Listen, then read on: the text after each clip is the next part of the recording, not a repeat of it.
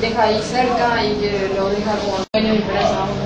Y sí, la verdad que el no triunfo por todo como se dio, hay marcados un gol en contra y después nunca me ganó el equipo, al contrario fue para el frente, tratando de buscar el empate, tuvimos un montón de ilusiones, creo que el arquero fue responsable de todo eso y seguimos insistiendo, eso es señal de que los muchachos están motivados, están con mucha ganas, estamos todavía con el sueño como deseando poder llegar a esas instancias que de repente eran anhelo de todos. Estratégico por donde se lo mire, ¿no?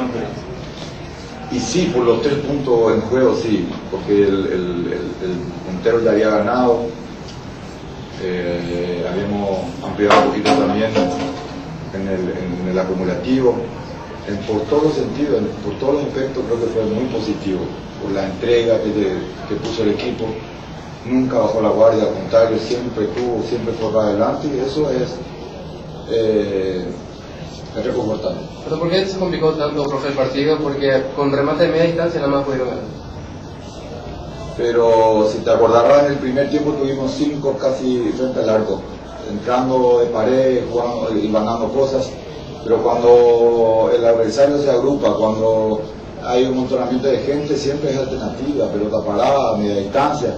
Creo que por ahí estuvo, bueno, y buscó todas las alternativas, por toda parte buscó y por suerte se dio. ¿Conforme con el Muy conforme, muy conforme. Feli, hoy es el día en que se le dio al técnico, muchas veces hace los cambios y no acierta, pero esta vez se te dio.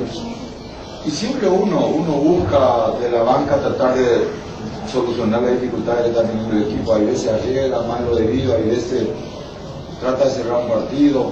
Eso por suerte lo venimos manejando bien, conversamos mucho, hay veces uno te sale bien, hay veces no te sale, pero hoy salió muy bien, Julito entró muy bien, hizo el gol de empate, y después creo que fue merecido por todo el gasto que hizo ahora.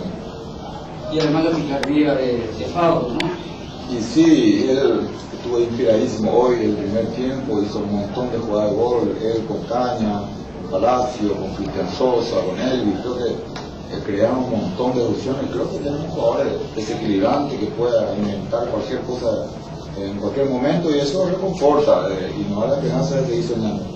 Gracias. Gracias.